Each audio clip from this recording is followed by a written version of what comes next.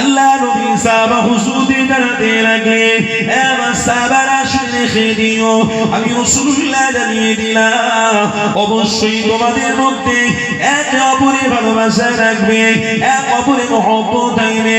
আল্লাহ নবী সাহাবা হুজুরদের জানিয়ে দিলেন, এ আমার সাহাবারা আমি রাসূলুল্লাহ জানিয়ে দিই, তোমরা কোনোদিন নিজেদের মধ্যে হিংসা ছড়িও না, নিজেদের মধ্যে মারামারি করিও না, নিজেদের মধ্যে কুস্তাকুস্তি করিও না, নিজেদের মধ্যে চুগলি গীবত করো না।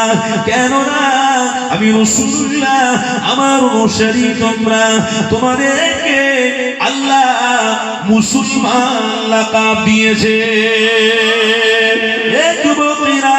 আল্লাহ নবী সাহাবা হুজুরদেরকে শিক্ষা দিতে লাগলেন, আমার সাহাবারা তোমাদের পরিচয় মুসলমান, তোমরা মুসলমান মানে আমি রাসূলুল্লাহর অনুসারী, তোমরা মুসলমান মানে আল্লাহর সত্যকারী।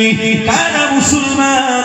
যারা বলে দিয়েছে লা ইলাহা ইল্লাল্লাহ মুহাম্মাদুর রাসূলুল্লাহ, আল্লাহর সত্য মেনে নিলাম, আমার রাসূলুল্লাহ নেতৃত্ব মেনে নিলাম। এই যুবকেরা, তরুণীরা, আপনারা আমার রাসূলুল্লাহ গোলামেরা, আল্লাহ নবী সাহাবাদেরকে এই শিক্ষা দিতে লাগলেন। আমার রাসূলুল্লাহ সাহাবারা এমন করে নবী পাককে বানাতে লাগলেন, ইয়া রাসূলুল্লাহ হাবিবাল্লাহ, তবে আপনার কথা হাতকে নিরাপত্তার মধ্যে রাখতে হবে, জবানকে নিরাপত্তার মধ্যে রাখতে হবে, পাকে ঠিক রাখতে হবে। ইয়া রাসূলুল্লাহ হাবিবাল্লাহ, কেমন করে আমরা রাখবো এটা আমাদের তো জানা নেই। এই যুবকেরা আল্লাহ নবী সাহাবা হুজুরদের জানাতে লাগলেন, এ আমার সাহাবারা আমি রাসূলুল্লাহ জানিয়ে দিলাম, তোমাদের হাতকে তোমরা ইবলিস শয়তানের কাজকর্ম থেকে বিরোধী করে রাখো, তোমাদের জবানকে মিথ্যা কথা থেকে বিরোধী করে রাখো, তোমাদের পাকে হারাম কাজ থেকে বিরোধী করে রাখো, তবে রাসূলুল্লাহর সাথী হয়ে জান্নাতি হতে পারবে। আরেকটু জোরে হবে না? এই বাবা সাহাবারা পারবে? পারবে সাহাবারা? এ যুবকেরা, এ নবী দিওয়ানারা, আল্লাহ নবী সাহাবারা এক বাক্যে আমার রাসূলুল্লাহকে জানাতে লাগলেন, ইয়া রাসূলুল্লাহ হাবিবাল্লাহ, অবশ্যই আপনি যেটা বলেন ওটাই তো আমরা মেনে নিয়েছি, আপনি যেটা বলবেন ওটাই তো আমরা মেনে নেব। কেননা আল্লাহ নবীকে আল্লাহ পাক तमाम পৃথিবীর মানুষের জন্য ইন্নামা বুইস্তু মুআল্লিমান, শিক্ষা গুরু হিসেবে আল্লাহ পাঠিয়ে দিয়েছে। দুনিয়ার মানুষেরা কেন আমার রাসূলুল্লাহকে শিক্ষা গুরু বলা হয়?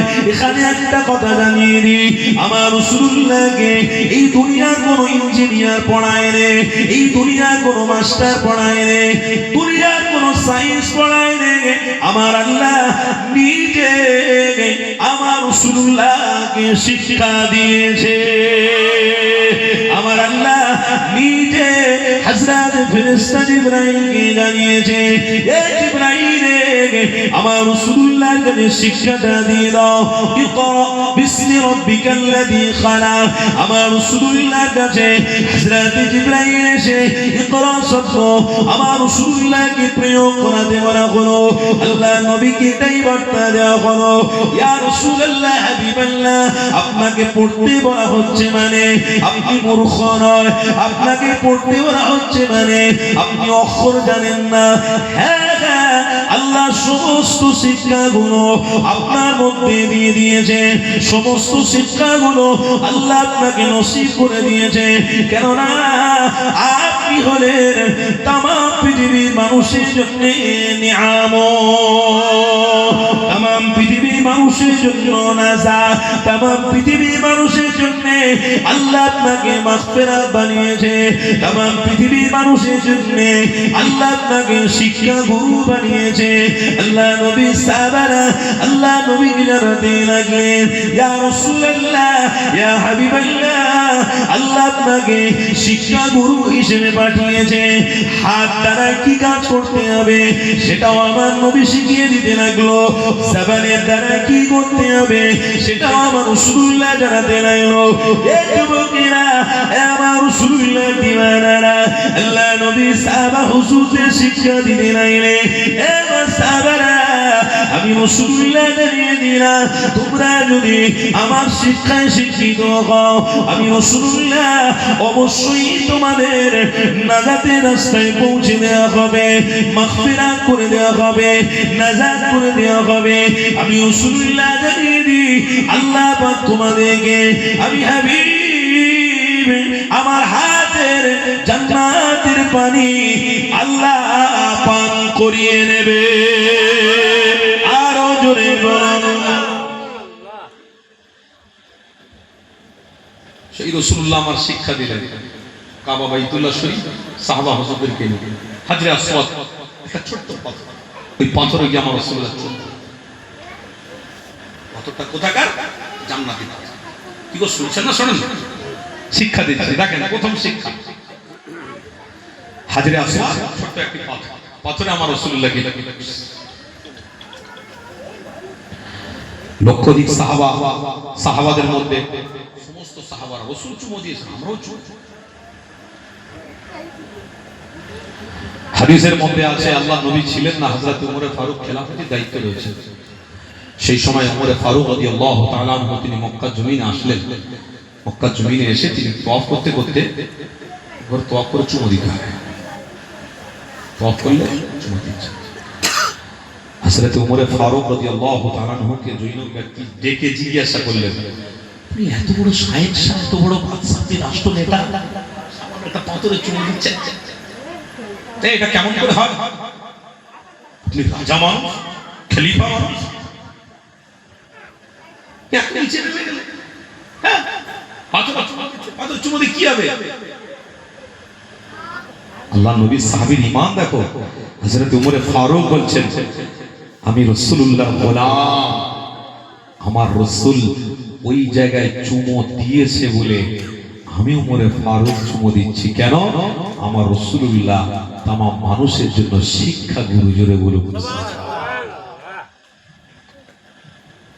ইবলিস শয়তান যতই খেপাক না কেন, আমরা কোনোদিন খেপবো না বাবা, আমরা রাসূলের পাগল ছিলাম, আছি, থাকবো। জোরে বলুন ইনশাআল্লাহ। জোরে বলুন ইনশাআল্লাহ। জোরে বলুন ইনশাআল্লাহ। সারা দুনিয়া যদি ঈমানদারদেরকে খেপায়, মাথা খেপায়, সব সময় মাথা ঠান্ডা করে রাখতে হবে। শুনছেন না? শোনেন না? সব সময় মাথা ঠান্ডা করে রাখতে হবে, ঠান্ডা কুল হয়ে থাকতে হবে। 5 ওয়াক্ত নামাজ পড়বেন, উযু করবেন, অটোমেটিক মাথা ঠান্ডা হয়ে যাবে। কিছু কিছু ঈমানদার আছে নামাজ পড়ার আগে উযু করতে গিয়েও সে মাথা গরম হয়ে যাচ্ছে, হিট হয়ে যাচ্ছে। আসলে হিট হবে না, কি হবে? বলেন তো, হিট হওয়ারই কথা। কেন? আমাদের শিরায় শিরায় ঢুকে গেছে। বুঝছেন না? বুঝেন? শিরায় শিরায় যাকে ঢোকানো সব ঢুকে গেছে। ঘরে ঘরে লোন, ঘরে ঘরে হারাম, ঘরে ঘরে অন্যায়, ঘরে ঘরে ব্যভিচারী। আর আপনাদের দ্বারা হচ্ছে না, এখন মা বোনদেরকে ধরেছে। স্বামী ইনকাম করে না, কিছু করে না, মায়ের কাছে এসে এই লোন, ওই লোন, সেই লোন। আবার এখন মা বোন আপনাকে ছেড়ে দিয়েছে, এখন এই ইবলিস শয়তান ডাব্বাকে ধরেছে।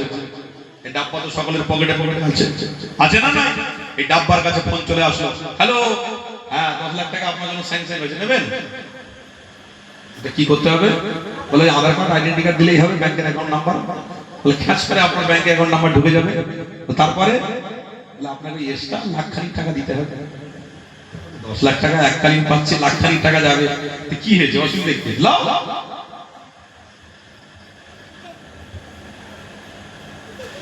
শিরায় শিরায় ঢুকে গেছে।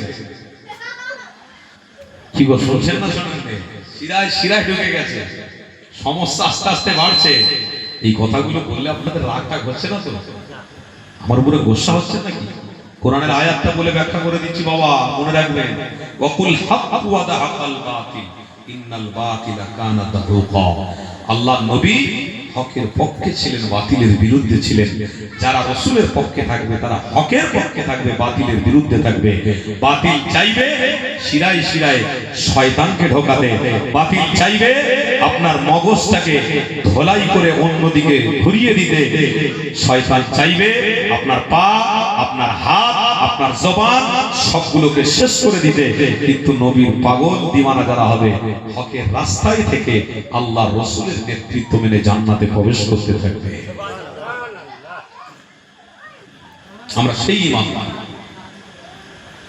পদ্মপুকুরের মানুষ ভালো করে মাথা ঠান্ডা করে চলার চেষ্টা করো, বোঝার চেষ্টা করো। আল্লাহ নবী শিক্ষা দিলেন কি? পাথরে চুমো দিলেন, উমরে ফারুক চুমো দিয়েছে। এত বড় বাদশা সাহিংসা চুমো দিচ্ছে, তখন কেউ রহস্য করে উমরে ফারুকের রাগাচ্ছে, রাগানোর জন্য কথাটা বলেছে। উমরে ফারুক, এই বাবা, আমি বাদশা হই আর রাজা হই যে হই, আমার রাসূল চুমো দিয়েছে, আমি চুমো দেবো। জোরে বলুন না সুবহানাল্লাহ। আল্লাহ নবী দিল দুনিয়ার বাদশা হাবিবুল্লাহ। এক তারিখে একটা পাতা ছিঁড়ে নিয়ে আসতে বললেন। ওই পাতাটা ছিঁড়ে নিয়ে এসে হযরতে আবু হুরায়রা রাদিয়াল্লাহু তাআলা বললেন, বাবা খেয়ে নাও।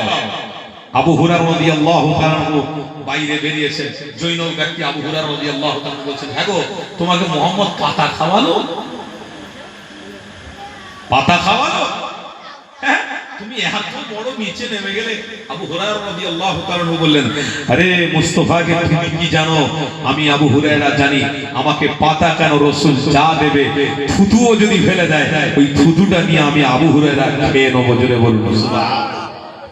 শিক্ষা। আবু হুরায়রা রাদিয়াল্লাহু তাআলা পাতা ছিঁড়ে রাসূল খেয়েছে, ওই পাতা আবু হুরায়রা খেয়ে ঈমান মজবুত করে ফেলেছে। আর সাহাবারা দেখেছে যে ওই পাতাটা ছিঁড়ে এনেছে, তাহলে যে পাতাতে রাসূলুল্লাহর ছায়া লেগেছে, হাত লেগেছে, হাত মোবারক লেগেছে, ছোঁয়া লেগেছে, তাহলে ওই গাছের কত সম্মান, কত মর্যাদা। সব সাহাবারা চুপি চুপি গিয়ে সব গাছের ডাল পাতা সব ছিঁড়ে একটা করে দিয়েছে। কেন? রাসূলুল্লাহর হাত লেগেছে, মানে নিশ্চয়ই কোনো না কোনো ব্যাপার আছে। রোগ হয়, ওই পাতাগুলো বাড়িতে রেখেছে, রোগ হয় আর খেয়ে ফেলে। আল্লাহ নবীর হাতের ছোঁয়ার ওসিলায় আল্লাহ রোগ ভালো করে দেয়। শিক্ষা। আর এখন মলি সাহেবের কাছে যদি পানি ডাব্বা নিয়ে এসে, বাপ কি বলে, পানি গ্লাস এসে হুজুরে ফুঁক দেন, বলছে হুজুরে ফুঁকে কাজ হবে? হুজুরের ফুঁকে কাজ হবে? কিচ্ছু কাজ হবে না। ইয়াকিন টানছেন কেন?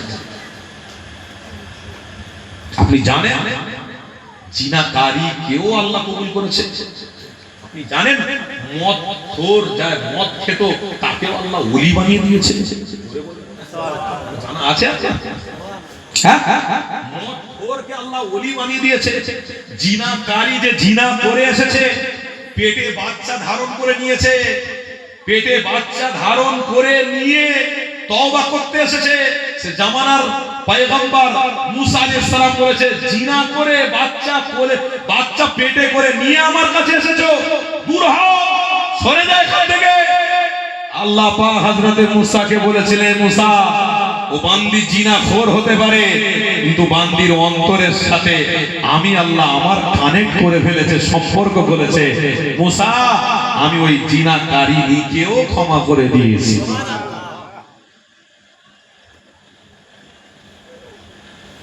আর আজকে সেই নবী দুনিয়ার সুলতানের আলোচনা হচ্ছে, সেই আলোচনাতে নবীর পাগলরা আসবে, নবীর পাগলরা বসবে, আলোচনা শুনবে।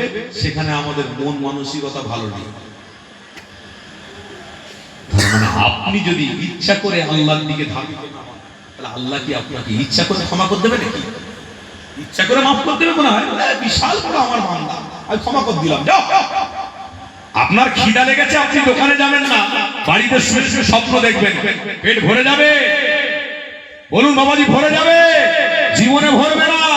আপনার খিদা লাগলে যেমন দোকানের দরকার, আপনার বাড়ি তৈরি করতে গেলে যেমন খাটাখাটনির দরকার, আপনার মেয়েকে বিবাহ দিতে গেলে যেমন একটা সুপাত্রের দরকার, তেমনি আল্লাহ বান্দা আপনাদেরকে রসুল ধরার দরকার, আল্লাহর নবী রসুল আল্লাহ তাদেরকে ক্ষমা করে জান্নাতি বানিয়ে দেবে।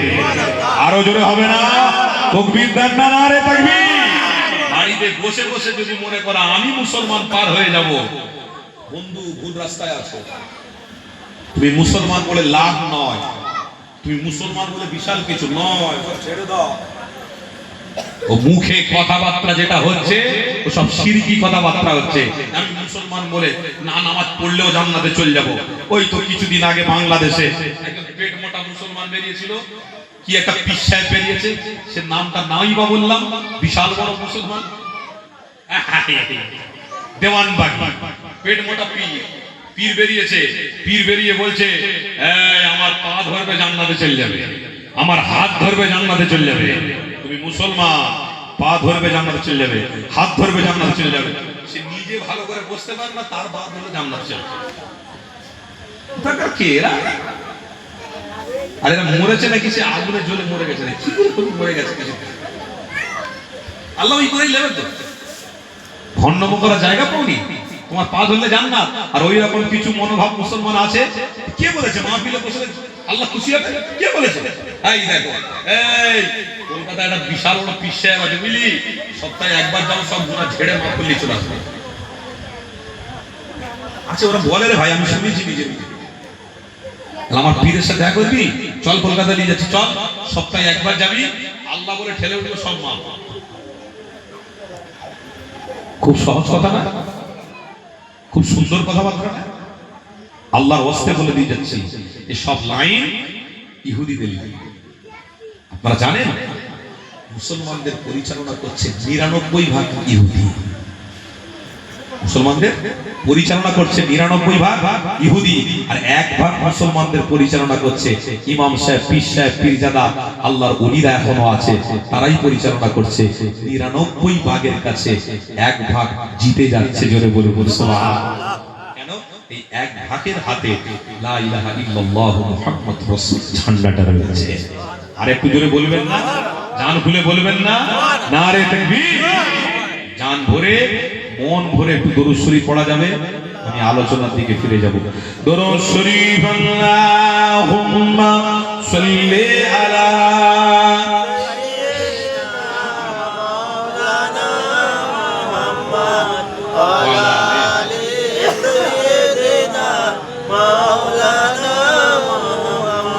আমি হব মদিনার সারা বেলা ঝাড়ুদার, আমি হব মদিনার সারা বেলা ঝাড়ুদার, রওজার কিনারে কেটে যাবে দিন আমার। বলুন আল্লাহুম্মা আমিন, জোরে বলুন আল্লাহুম্মা আমিন।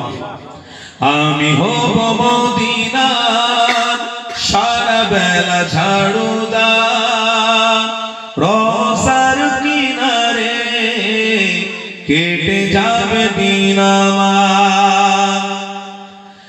আমারই স্বপ্ন যদি হয় গো পূরণ, ধন্য হবে মোর জীবন মরণ, ধন্য হবে মোর জীবন মরণ। আমি হব মদিনার সারা বেলা ঝাড়ুদার, রওজার কিনারে কেটে যাবে দিন আমার, রওজার কিনারে কেটে যাবে দিন আমার। আল্লাহুম্মা সাল্লি আলা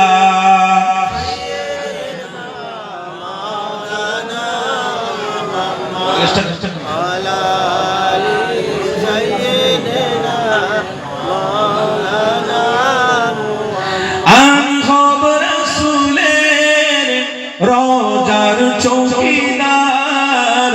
বলুন আল্লাহুম্মা আমিন। আল্লাহ যেন কবুল করে নেয়। বলুন আল্লাহুম্মা। আমি হব রাসূলের রওজার চৌকিদার, আমি হব রাসূলের রওজার চৌকিদার, হতে পারি যেন দাবিদার, বলুন আল্লাহুম্মা আমিন, জোরে বলুন আল্লাহুম্মা আমিন। হতে পারি যেন গো শাফাআতে দাবিদার, আমারি স্বপ্ন যদি হয় গো পূরণ, ধন্য হবে মোর জীবন ও মরণ, ধন্য হবে মোর জীবন ও মরণ। আমি হব মদিনার সারা বেলা ঝাড়ুদার, রোজার কিনারে কেটে যাবে দিন আমার, রোজার কিনারে কেটে যাবে দিন আমার। আল্লাহুম্মা সাল্লি আলা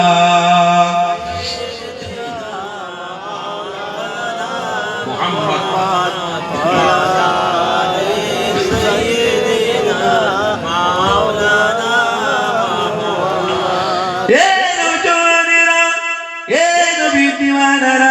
আল্লাহ নবী অনুসারীরা, আল্লাহ নবী সাহাবা হুজুরদের শিক্ষা দিতে লাগলেন, আমার সাহাবারা আমি রাসূলুল্লাহ জানিয়ে দিলাম, তোমাদের পায়ের দ্বারা অমুক কাজ করো, তোমাদের হাতের দ্বারা অমুক কাজ করো, তোমাদের জবানের দ্বারা অমুক কাজ করো। আল্লাহ নবী সাহাবা হুজুরদের মক্কা জমিনে দাঁড়িয়ে কোরআনের কথা বলতে লাগলেন। এই যুবকেরা আমার রাসূলুল্লাহ সাহাবাদের সামনে জবান দিয়ে আল্লাহর কুরআন পড়তে লেগেছে, আল্লাহ নবী কুরআন তেলাওয়াত করতে লেগেছে। হযরত জিবরাইল আলাইহিস সালাম এসে আমার রাসূলুল্লাহকে যে আয়াতগুলো তেলাওয়াত করে দিয়ে গেল, আল্লাহ নবী সেই আয়াতগুলো জোরে জোরে তেলাওয়াত করতে লেগেছে। আল্লাহ নবী সাহাবারা সবাই মিলে তেলাওয়াত শুনতে লেগেছে। আল্লাহ নবী কোরআন তেলাওয়াত বন্ধ হয়ে গেল। হযরত আবু বকর সিদ্দিককে জানাতে লাগলেন, আবু বকর তুমিও একটু তেলাওয়াত করো। হযরত আবু বকর তেলাওয়াত করলেন। হযরত উমর ফারুককে বললেন, বাবা উমর তুমি একটু তেলাওয়াত করো। হযরত উমর ফারুক তেলাওয়াত করলেন। আল্লাহ নবী হযরত আলীকে বললেন, বাবা আলী রে তুমিও একটু তেলাওয়াত করো। হযরত আলীও তেলাওয়াত করলেন। আল্লাহ নবী সাহাবী হযরত আলী হযরত উসমান গনি ইনাকে তেলাওয়াত করতে বললেন। হযরত উসমান গনিও তেলাওয়াত করলেন। এই যুবকেরা সর্বশেষে আল্লাহ নবী সাহাবী হযরত আব্দুল্লাহ ইবনে মাসউদ আমার রাসূলুল্লাহ সাহাবী আমার নবী পাক বলতে লাগলেন, এ আব্দুল্লাহ ইবনে মাসউদ রে আল্লাহর কোরআন একটু তেলাওয়াত করো। হযরত আব্দুল্লাহ ইবনে মাসউদ তিনার জবান থেকে সুন্দরভাবে তেলাওয়াত করতে লেগেছে। আল্লাহ নবী দয়া নবী আমার ওই তেলাওয়াতটা শুনছে। হঠাৎ করে হযরত জিবরাইল আলাইহিস সালাম আল্লাহ নবীর কাছে হাজির হয়ে গেলেন। আল্লাহ নবীকে বলতে লাগলেন, ইয়া রাসূলুল্লাহ হাবিবাল্লাহ। হযরত আবু বকর তেলাওয়াত করলো, উমর ফারুক তেলাওয়াত করলো, উসমান গনি তেলাওয়াত করলো, হযরত শেরে খোদা আলীও তেলাওয়াত করলো। সকলের তেলাওয়াতের থেকে হযরত আব্দুল্লাহ ইবনে মাসউদ হুজুরের মুখে আল্লাহর কোরআন তেলাওয়াতটা আল্লাহ স্বয়ং পছন্দ করে নিয়েছে। আরো জোরে বলুন, এ যুবকেরা এবার রাসূলুল্লাহ দিওয়ানারা আল্লাহ নবী হযরত আব্দুল্লাহ ইবনে মাসউদকে জানাতে লাগলেন, এ আব্দুল্লাহ ইবনে মাসউদ রে আল্লাহ তোমার কোরআন পড়াটা তেলাওয়াতটা কবুল করে নিয়েছে। তোমার তেলাওয়াতের মধ্যে সুর রয়েছে, তোমার তেলাওয়াতের মধ্যে খুশবু রয়েছে, তোমার তেলাওয়াতের মধ্যে ভালোবাসা রয়েছে। এ আব্দুল্লাহ ইবনে মাসউদ রে আমি রাসূলুল্লাহ তোমাদের বলেছিলাম তোমাদের জবান দিয়ে কাজ করো, জবান দিয়ে এমন কিছু করো যাতে আল্লাহ খুশি হয়ে যায়। আব্দুল্লাহ ইবনে মাসউদ রে তুমি জবান দিয়ে যে কোরআনটা তেলাওয়াত করেছো ওই তেলাওয়াতটা আল্লাহর দরবারে কবুল হয়ে গেছে। এই যুবকেরা এইখান থেকে আমাদের শিক্ষা নিতে হবে। আল্লাহ নবী সাহাবী আব্দুল্লাহ ইবনে মাসউদ তেলাওয়াত করেছিল, আল্লাহ তিনার মুখটাকে পবিত্র রেখে দিয়েছিল, তেলাওয়াত কবুল করেছিল। কিন্তু আজ আমরা মুসলমান, আমরা কোনোদিন কোরআন তেলাওয়াত করলাম না। আজ আমরা মুসলমান কোনোদিন জবানে কোরআনটা দেখে দেখে সুন্দর করে পড়তে পারলাম না। আজ আমরা মুসলমান কোরআন তেলাওয়াত ভুলে গেলাম। এই কি কোরআন তেলাওয়াত ভুলে যাওয়ার কারণে আল্লাহ আমাদের জবানকে অপবিত্র বানিয়ে দিয়েছে। এই জবানে গালি হয়ে গেল, এই জবানে মিথ্যা প্রকাশ হলো, এই জবানে হারামের কথা বেরোলো। যদি আল্লাহর কোরআনটা সব সময় জবান থেকে বেরোতো, ইনশাআল্লাহ এই কোরআনের আয়াতের বদৌলতে জবান কোনোদিন মিথ্যা কথা বলতো না।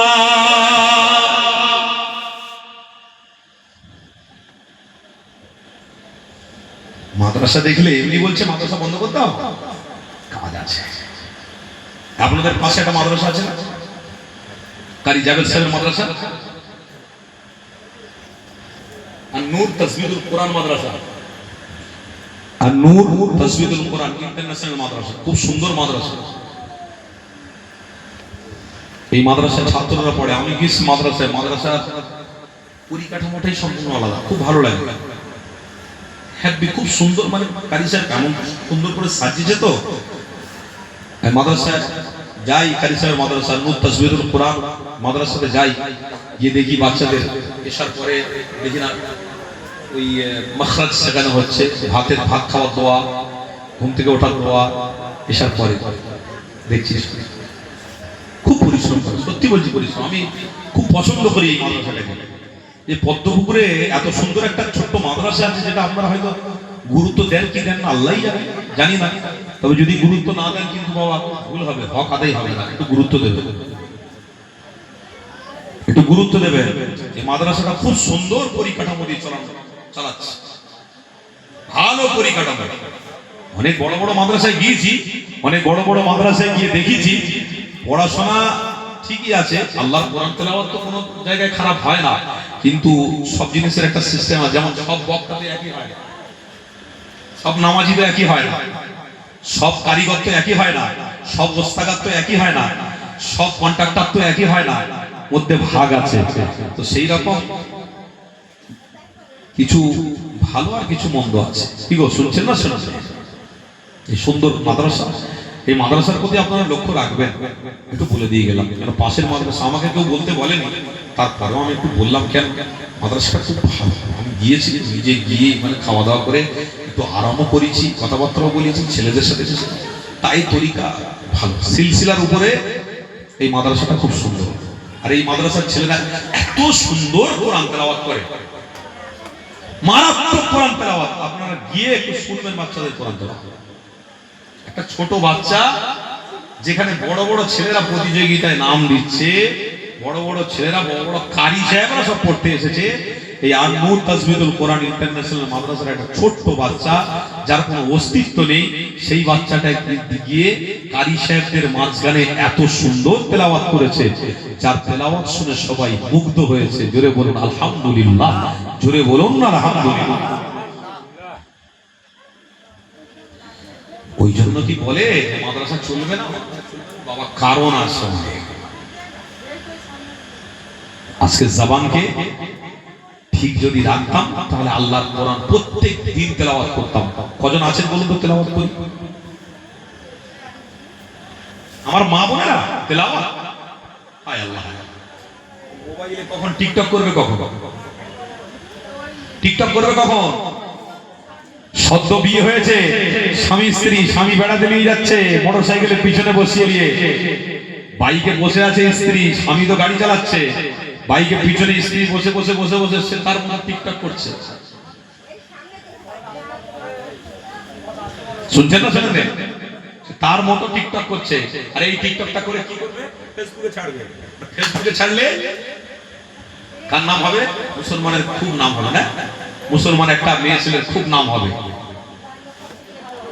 আপনারা জানেন না, এই মুসলমানের মেয়েদেরকে, আমার ঘরের মা বোনদেরকে ধ্বংস করে দেওয়ার জন্য উঠে পড়ে লেগেছে এই ডাব্বা। এই ডাব্বা পরিচালনা করছে কিছু মানুষ, আর সেই মানুষরা হলো আসল ইবলিশের রূপধারী। এই ডাব্বা পরিচালনা করছে, আর এই ডাব্বা এত সুন্দর সুস্থ মস্তিষ্কে মুসলমানের ঘরের মেয়েদেরকে টেনে নেওয়ার পরিকল্পনা করেছে, আপনারা নিজেরাই জানতে পারবেন। আপনার ঘর থেকে, আপনার ঘরের সংসার থেকে সে টেনে নিয়ে চলে যাবে, টেনে নিয়ে গিয়ে বানিয়ে নিচ্ছে, টেনে নিয়ে পরিবর্তন করিয়ে দিচ্ছে। হ্যাঁ, পরিবর্তন। আমার ঘরের মা, আমার ঘরের বোন, আমার ঘরের মায়েরা যতটা সুখী, আমার ঘরের বোনেরা যতটা সুখী, যতটা ভালো, পৃথিবীর কোন মা ততটা ভালো থাকতে পারে না। কেন? আমাদের শুরুটাও লা ইলাহা ইল্লাল্লাহর সাথে হয়েছে, মুহাম্মদ রাসূলের সাথে হয়েছে, আর শেষটাও লা ইলাহা ইল্লাল্লাহ মুহাম্মদ রাসূলের সাথে হবে। আরেকটু জোরে বলবেন। আমার ঘরের মায়েরা এত সুখী, এত সুখী যে সুখী মরে যাওয়ার পরেও 5টা কাফনের কাপড় দিয়ে ভালো করে তার দেহটাকে লুকিয়ে দিয়ে খাটিয়ার উপরে তুলে নিয়ে আমার মুসলমান ঘরের মা বোনদেরকে সুন্দর করে কবরস্থ করে মাটি দিয়ে চলে আসবে। এরা কত তকদীরওয়ালা আমার ঘরের মা বোনেরা, এত তকদীরওয়ালা যে তকদীরওয়ালা কবরে শুয়ে থাকবে, আল্লাহ কিয়ামত পর্যন্ত তার কবরটাকে জান্নাতের বিছানার ব্যবস্থা করে দেবে। কেন? আমার ঘরের মায়েরা, আমার ঘরের বোনেরা আল্লাহর নবীর নেতৃত্বকে মেনে নিয়েছিল। বলুন সুবহানাল্লাহ। আর কিছু কিছু মা বোনেরা আছে, ও নেতৃত্ব বলছে নবী চিনি না। আরে নবী চেনে না তো স্বামী চিনবে কি করে? কথা বুঝছেন না? এলেম নেই তো নবী চেনে না। তাহলে নবী থাকলে এলেম থাকতো, আর এলেম থাকলে স্বামী চিনতো, আর স্বামী চিনলে বাচ্চাকে ভালোবাসতো, বাচ্চা চিনলে স্বামী স্ত্রী দুজন মিলে আল্লাহ জান্নাতে সুখ পেত।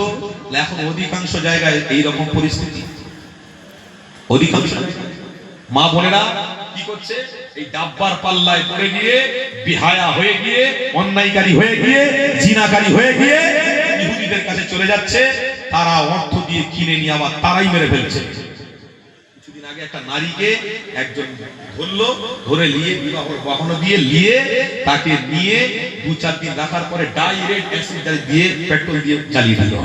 কে মরে গেল? মুসলমানের মেয়ে। আমার মা বোনেরা, ওই পরিস্থিতির মধ্য দিয়ে আপনাকে হাঁটলে হবে না। পরিস্থিতি আল্লাহ দিয়েছে কোনটা? ইহদিনাস সিরাতাল মুস্তাকিম। এই ইহদিনাস সিরাতাল মুস্তাকিমের উপরে হাঁটতে গিয়ে যতই খারাপ পরিস্থিতি আসুক, স্বামী যতই মারামারি করুক, স্বামী যতই গালাগালি দিক, যাই করুক না কেন, তারপরেও তুমি কিন্তু হালটা ধরে রাখবে, ইহদিনাস সিরাতাল মুস্তাকিমের পথটা ধরে রাখবে। তোমার ওই স্বামী একদিন সালাম দিয়ে মুসাফা করে নামাজি হয়ে স্বামী স্ত্রী দুজন আল্লাহর ডাকে সাড়া দিয়ে আল্লাহর জান্নাতে সুখী হয়ে যাবে। আল্লাহ কত সৌভাগ্যবান আমাদের ঘরের মা বোনদেরকে বানিয়েছে। কত সৌভাগ্য এদের যে কোরআন পড়ার তৌফিক পেয়েছে। বলুন আলহামদুলিল্লাহ। যে নামাজ পড়ার তৌফিক পেয়েছে, রোজা রাখার তৌফিক পেয়েছে, বাচ্চাকে পাশে বসিয়ে দোয়া শেখানোর তৌফিক পেয়েছে, বাচ্চাকে পাশে বসিয়ে লোকমা দেবে আলহামদুলিল্লাহ বলার তৌফিক পেয়েছে। বলুন আলহামদুলিল্লাহ। এটা অন্যদের মধ্যে আছে? আছে? কারোর মধ্যে নেই। এটা একমাত্র নবীর গোলামদের নসলের মধ্যে আল্লাহ নসিব করে দিয়েছে। নবীর নসলের মধ্যে আছে। তাই তো আমার নবী গোলামেরা, আল্লাহ নবী আপনাকে আমাকে অনেক সম্মানের জায়গা দিয়ে চলে গেছে। এই যুবকেরা, এই সম্মানের জায়গাকে, অস্তিত্বকে মিটিয়ে দিলে হবে না। আমার মা বোনদের জানিয়ে দিয়ে যাব, আল্লাহ নবী আপনাদেরকে সম্মান দিয়ে গেছে। আমার রাসূলুল্লাহ আপনাদের মাকাম বানিয়ে দিয়ে গেছে। এই যুবকেরা, আমার রাসূলুল্লাহ দিওয়ানারা, আমার আম্মা জানেরা, আপনাদের বিষয়ে একটুখানি সজাগ করে দিই। কেন আজকের বর্তমান সময়েতে এই মোবাইলের পাল্লায় পড়ে গিয়ে অনেকে অনেক রকমের ব্যারাম রোগ ব্যাধি এসে গেছে। কোন জায়গায় শান্তি পাবেন না। যদি আল্লাহ নবীর অনুসারী হন, যদি আল্লাহর কোরআন মুখে মুখে থাকে, নামাজের জায়গা যদি পবিত্র রাখে, ইনশাআল্লাহ আমার ঘরে মা বোনদের গর্ভ থেকে ইমামে আজমের মতো সন্তান আল্লাহ দান করবে। আমার মা বোনদের গর্ভ গর্ভ থেকে হযরত ইমামে শাফির মতো ইমাম বার করাবে, মুজাদ্দিদ জামানের মতো ইমামকে আল্লাহ বার করাবে, এই দুনিয়ায় প্রসব করাবে। এই যুবকেরা আমার মা বোনেদেরকে জানিয়ে দিই, আপনাদের ঘরের স্ত্রীদেরকে ওই জায়গায় রাখো, আপনাদের ঘরের মা বোনদেরকে ওই জায়গায় রাখো যে জায়গাতে আল্লাহ নবী সাহাবা হুজুরদেরকে থাকতে বলেছিল। আমার আব্বা জানিয়া আপনার ঘরের মেয়েটাকে ওই জায়গায় রাখো যে জায়গায় থাকলে আল্লাহ অনুসারী হওয়া যায়, আল্লাহ রাসূলের নেতৃত্ব মানা যায়। এই যুবকেরা আমার রাসূলুল্লাহ দিওয়ানারা এই আপনাদেরকে বলে দিয়ে যায়, নিজের হাতে অন্যায়কে দমন করো, নিজের হাতে ব্যভিচারীকে দমন করে দিও। আমার মা বোনদের বলে দিয়ে যায়, আমার আম্মা জানেরা নিজের হাতে ইসলামের ঝান্ডা ধরো, নিজের হাতে ইসলামের অনুসারী হয়ে আল্লাহ নবী দিওয়ানা হয়ে চলার চেষ্টা করো। আমার মা বোনেরা আপনাদের দ্বারা সমাজ আস্তে আস্তে নোংরার দিকে না চলে যায়। এই যুবকেরা তাহলে আমার রাসূলুল্লাহ আপনাদের প্রতি নারাজ হয়ে যাবে কেন? রাসূলুল্লাহ 1000 বছর আগে সাহাবা হুজুরদেরকে জানিয়ে দিয়েছিল, আমার সাহাবারা আমি রাসূলুল্লাহ জানিয়ে দিই তোমার ঘরে মা বোনদের সম্মান আল্লাহ বানিয়েছে। আমার রাসূলুল্লাহ জিনা থেকে মক্কার মেয়েদেরকে দূরে সরালো, আমার রাসূলুল্লাহ মেয়েদেরকে সম্মান নসিব করালো, আমার রাসূলুল্লাহ মেয়েদের মর্যাদা বাড়িয়ে দিল, আমার রাসূলুল্লাহ নারীদেরকে সম্মানের জায়গায় পৌঁছে দিল। এই নারী সমাজেরা আমার রাসূলুল্লাহর বিষয়ে তোমরা ইয়াকিন রাখো, আমার রাসূলুল্লাহর বিষয়ে খারাপ ধারণা রেখো না। কেন? আমার রাসূলুল্লাহ ছাড়া তোমরা কেউ নাজাত পাবে না, আমার রাসূলুল্লাহ ছাড়া তোমরা কেউ শাফাত পাবে না। আল্লাহ নবীর অনুসারী হয়ে থাকো, ইনশাআল্লাহ আমার রাসূলুল্লাহ আম্মা জান্নাতকে শাফাত করে করে আল্লাহ জান্নাতি বানাতে থাকবে। এ মা বোনেরা, আমার আব্বা জানেরা আল্লাহ নবীর সাহাবাদেরকে জানাতে লাগলে, আমার সাহাবারা তোমার ঘরের স্ত্রীকে কি বলো, ওয়ালা তাকরাবুজ জিনা, খবরদার জিনা যেন না করে, খবরদার অন্যায় যেন না করে, খবরদার ব্যভিচারী যেন না করে, বেপরদা যেন না হয়ে যায়। কেন? আল্লাহ নবীর সাহাবাদের জানাতে লাগলে, আমার সাহাবারা আমি রাসূলুল্লাহ জানিয়ে দিলাম, আল হায়াউ সুহবাতুল ঈমান, নারীদের মাকাম আল্লাহ দিয়েছে, নারীদের মর্যাদা আল্লাহ দিয়েছে, নারীদের দেহর অনেক মূল্য রয়েছে। আল হায়াউ সুহবাতুল ঈমান, তারা যদি ঈমানদার দাবি করে লজ্জা স্থানগুলোকে ঠিক রাখে, লজ্জা স্থানগুলোকে ঢেকে রাখে। আমি রাসূলুল্লাহ তার জন্য তোমাদেরকে মেসেজ দিতে এসেছি। তোমাদের যে মেসেজগুলো দিচ্ছি এই মেসেজগুলো তোমরা নীরবে পালন করতে থাকো। এই যুবকেরা আল্লাহ নবীর সাহাবারা নিজেদের স্ত্রীগুলোকে এমন বানিয়েছিল, নিজেদের স্ত্রীগুলোকে আল্লাহ নবী এক অনুসারী বানিয়েছিল। স্বামী জিহাদের ময়দানে চলে যাচ্ছে, যুদ্ধের ময়দানে চলে যাচ্ছে, স্ত্রী আল্লাহর কাছে দোয়া চাইছে, ও রব্বি আল্লাহ আমার স্বামী যেন যুদ্ধের ময়দানে গিয়ে শহীদ হয়ে যায়। কেন? শহীদের স্ত্রী হয়ে কাল কিয়ামতের দিনে উঠে আল্লাহর জান্নাতি হয়ে যাব। আরো জোরে বলুন। সবে নতুন বিবাহ করেছে, কথা বলতে বলতে অন্যদিকে চলে যাচ্ছে, আলোচনা অন্যদিকে চলে যাচ্ছে। তবে এসে যখন একটু বলে দিই, সবে নতুন বিবাহ করেছে, আল্লাহ নবী বলেন তোমরা 5 জন যাবে, 5 জন তোমরা লিডারশিপের দায়িত্ব দিলাম, মানে তোমরা রাহবার, তোমরা যেটা বলবে আরো সমস্ত সাহাবারা সেটা শুনবে। 5 জনের মধ্যে তৃতীয় জন ব্যক্তি নতুন বিবাহ করেছে, সবে নতুন বউ বাসর ঘর, নতুন বউকে কোনোদিন দেখেনি, বাসর রাতে স্ত্রীর দিকে তাকাবে, স্ত্রী স্বামীর দিকে তাকাবে। আহা, আল্লাহ নবী বললেন তোমাকে তৃতীয় কমান্ডার বানানো হবে, রাহবার বানানো হবে। 5 জনকে বললেন তোমরা বাড়ি থেকে একটু ইজাজত নিয়ে আসো, সবাই গিয়ে বাড়ি থেকে তোমরা ইজাজত নিয়ে আসো, পারমিশন নিয়ে আসো। রাসূল যখন এই পারমিশনের কথাটা বললেন না, সাহাবা হুজুররা তখন বল যা আর আমাদের ফেরা বাড়িতে হবে না, শুনছেন না শুনেন আর আমাদের বাড়িতে ফেরা হবে, তার মানে আমরা শহীদ হয়ে যাব। সাহাবারা খুশি হয়ে গেলেন, বলুন না সুবহানাল্লাহ। শহীদ হয়ে গেলেন, শেষ হয়ে গেল। আল্লাহ নবী সাহাবারা খুশি খুশিতে বাড়িতে গেলেন। হাদিসের মধ্যে আছে খুশিতে বাড়িতে গিয়ে এসে যাচ্ছেন, স্ত্রী নবী ডেকেছে, আর ফেরা হবে।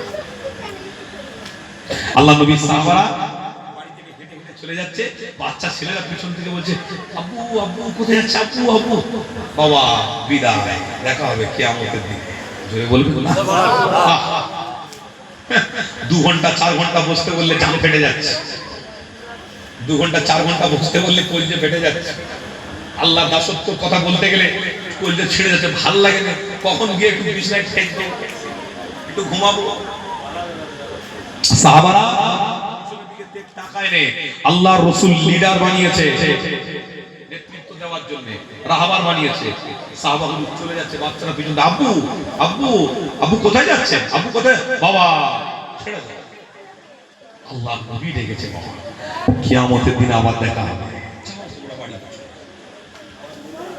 এই কলজে পাথর বাঁধা ছিল, পাথর বাঁধা ছিল। বাচ্চা ডাকলে বাচ্চাদের ডাকে সাড়া দিচ্ছে বাপ, কিন্তু বলছে নবী ডেকেছে বাবা, কিছু করতে পারলাম না, যাও বাড়ি চলে যাও। স্ত্রীরা দোয়া চাইছে আমার স্বামী যেন শহীদ হয়ে যায়। দ্বিতীয় নম্বর কমান্ডার আল্লাহ নবী সাহাবী বাড়ির সামনে গিয়ে দরওয়াজার কাছে, বাড়িতে ঢুকতে চায় না, দরওয়াজার কাছে গিয়ে জোরে সালাম দেয়, আসসালামু আলাইকুম। স্ত্রী সালামের উত্তর দিলেন, আমার স্বামী এসেছে। দরওয়াজাটা খুলতে গেলেন, দরজা খুলে যেই তাকে সে বাইরে বেরোতে, বাইরে বেরোনো যাবে না, লোকজন আছে, বাইরে বেরোনো যাবে না, স্বামী দাঁড়িয়ে আছে। আসুন, আপনি দাঁড়িয়ে আসুন, ভিতরে আসুন। কে ডাকছে? স্ত্রী ডাকছে, আপনি ভিতরে আসুন, দাঁড়িয়ে আছেন। আজকে রাত যাওয়ার সময় নেই। কি কথা? আজকে রাত যাওয়ার সময় নেই, আমার নবী আমাকে কমান্ডার বানিয়েছে, আমি চলে যাচ্ছি, আমার জন্য দোয়া করো। কোথায় যাচ্ছে?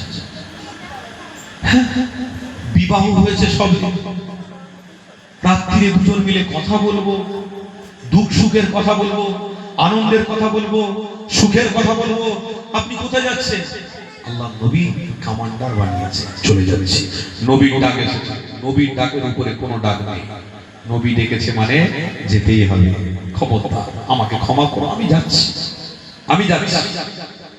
স্ত্রী তখন বাড়িতে বসে দাঁড়িয়ে থেকে থেকে দোয়া করলেন, আল্লাহ আমার স্বামী যাচ্ছে, কমান্ডার হাসেন, আমার স্বামীকে আল্লাহ গাজী বানিয়ে দিও। জোরে বলুন সুবহানাল্লাহ। দোয়াটা ভালো না খারাপ?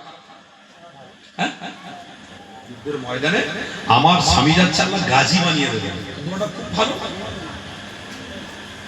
স্বামী তখন ওই হাতের উপরে নিজের জুলপি কাঠটা বার করে আস্তে করে আঘাত দিলেন। কি দোয়া চাইলে তুমি? গাজী, আল্লাহর কাছে দোয়া চাও আমি যেন শহীদ হয়ে যেতে পারি। ঈমান দেখো, ঈমান। আল্লাহর কাছে দোয়া চাও আমি শহীদ হয়ে যেতে পারি, আমি গাজী হয়ে বাড়িতে আসবো। এত বড় সুন্দর সুবর্ণ সুযোগ পাওয়ার পরে খবরদার, দোয়া করো। দোয়া করলেন, আল্লাহ নবী সাহাবীর স্ত্রী উল্টো হাতে দোয়া করলেন। দোয়া করে কিতাবের মধ্যে আছে, আল্লাহ আমার স্বামীকে শহীদ করে দিও। এই কথাটা শুনে স্বামী বড় খুশি হয়েছিলেন। স্ত্রী চিন্তা করো না, আমি যদি শহীদ হই, সব থেকে ভাগ্যবান নারী যদি কেউ হয় তুমি আমার স্ত্রী হবে। কাল কিয়ামতে শহীদের স্ত্রী হয়ে শহীদের সাথে আল্লাহ জান্নাতে চলে যাবে। কত বড় ঈমানি কথা। আল্লাহ নবী সাহাবী মুখটা ফিরিয়ে নিলেন, ফিরিয়ে চলে যাচ্ছেন। বিদায় দাও, আসছি। বিদায় দেন, বিদায় মানে একটু ভিতরে ঢুকো, একটু ভিতরে আসো, একটু ভিতরে এসে একটু কথা বলবো। 1 মিনিট কথা বলবেন না? 1 মিনিট অন্তত কথা বলো। না না না, 1 মিনিটও কথা বলতে চাই না। কারণ যদি মায়া পড়ে যায়, সুবর্ণ সুযোগ ছেড়ে যাবে। আমি মায়ায় পড়তে চাই না। আমি আল্লাহ নবীর কাছে কথা দিয়ে এসেছি, চলে যাব। আমি মায়ায় জড়াতে চাই না। আল্লাহ নবীর সাহাবীর স্ত্রী বলেন, একটু বাড়িতে আসুন, একটু অন্তত আপনার চাঁদ মুখখানা একবার শেষ জীবনের মতো দেখে নি, যাতে কিয়ামতের দিনে চিনতে পারি যে আমার ওই স্বামী, আমি তার স্ত্রী, যেন আপনাকে চিনতে পেরে আপনার সাথী হয়ে যেন জান্নাতি হয়ে যেতে পারে। ভালোবাসা কতদিনের? মাত্র 5-6 ঘন্টায় বিবাহ হয়েছে, এই এতটুকু ভালোবাসা। বিয়ে করে এনেছে 5-6 ঘন্টার সম্পর্ক, তাতে স্ত্রী বলছে আপনার চাঁদ মুখখানা একটু ভালো করে দেখে নি, যাতে কিয়ামতের দিনে যেন আপনাকে চিনতে পারে। এই তোমার স্বামী। আসবেন না আপনি? আল্লাহ নবী সাহাবী ভিতরে গেলেন, গিয়ে দাঁড়ালেন। স্বামী স্ত্রী দুজন মিলে চোখে চোখে দেখা হলো, পরিচয় হলো। সেখান থেকে বিদায় নিয়ে চলে যাচ্ছেন। আল্লাহ নবীর স্ত্রী বললেন, চান আমি এইভাবেই থাকবো, আমার দ্বারায় আপনাকে কোনো চিন্তা করতে হবে না, আমার দ্বারায় কোনো অন্যায় কাজ, কোনো ব্যভিচারী কাজ হবে না, আমি এইভাবেই থাকবো, অপেক্ষায় আছি কাল কিয়ামতের দিনে আমার স্বামীর সাথে কখন জান্নাতে যাব। কথা বুঝলেন? আজকে সমাজ তখনকার সমাজ অনেক পার্থক্য হয়ে গেছে, অনেক পার্থক্য হয়ে গেছে। আজকে সমাজ আর তখনকার সমাজের মধ্যে আসমান জমিন পার্থক্য হয়ে গেছে। আল্লাহু আকবার। আল্লাহ আমাদেরকে হেফাজত করুন। বলুন না আল্লাহ, জোরে বলুন না আল্লাহ। তাকবীর দেন না, নারে তাকবীর। আরো জোরে তাকবীর দেন, নারে তাকবীর। এই বুল্লাহ আহলে সুন্নাত ওয়াল জামাতের অনুসারী গো, দাদা পীরের হক সিলসিলা, নারে তাকবীর। দরুদ শরীফ আল্লাহুম্মা সাল্লি